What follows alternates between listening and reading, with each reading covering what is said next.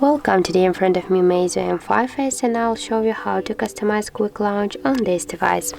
So first you should go to the settings application and scroll down to the accessibility section. Now just scroll more a little bit down and to the system section, and you'll see the double press home button. Just tap here, and now we have no response, but we can launch the camera or play the music on our lock screen by double press our home button. And for example, we can switch it here to the play music, or also to launch the camera. For example, we'll try now to do that.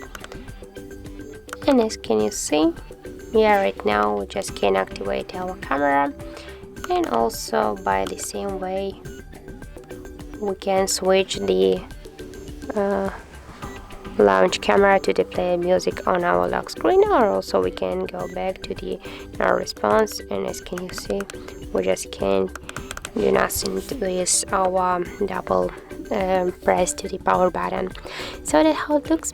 If you find this video helpful, remember to leave a like, comment and subscribe our channel.